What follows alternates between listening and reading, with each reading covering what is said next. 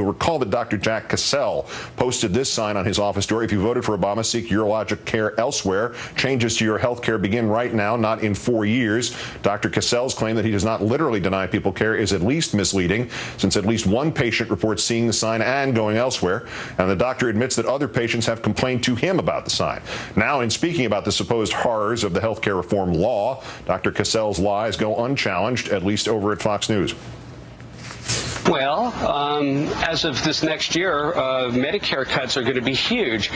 Did you realize that that hospice, which is the end of life caring, that's going to be totally cut in 2012?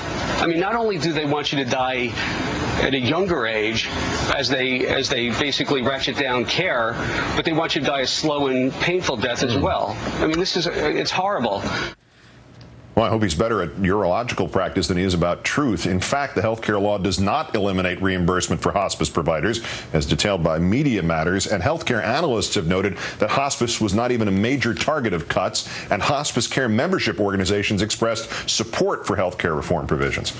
Joining me now, as promised, Congressman Alan Grayson, who represents Florida's 8th District. Congressman, good evening. Good evening. Tell us, please, about your constituent, what happened to him, and what you're trying to do about it. Well, it's exactly the way you described. He walked up to the door, saw the sign, was horrified, and turned away. And I'm sure there's others as well. So I'm horrified. Where do you go on this? I mean, obviously he didn't break a law, did he? Well, it's a clear violation of the AMA Code of Ethics. It's also a violation of the Hippocratic Oath. But I think more fundamentally, it's cruel. It's just cruel. It's inhuman to treat another person like that.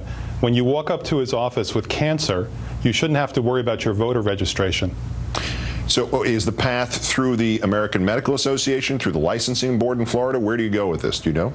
The licensing board in Florida. Okay. And are there sanctions? Is there a way to reprimand him? Or I mean, I presume he doesn't. You don't take a doctor's license away from him for something like this. Well, listen, I think that's for them to decide, but we have to establish a clear line here, because what he's trying to do is tear up the social contract. In the same way that these right-wing doctors only want to treat right-wing patients, soon the right-wing garbage collectors will only be collecting right-wing garbage.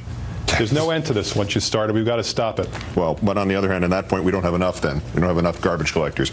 Dr. Cassell has actually said this, quote, Obamacare fatally compromises my ability or any doctor's ability to uphold the Hippocratic Oath.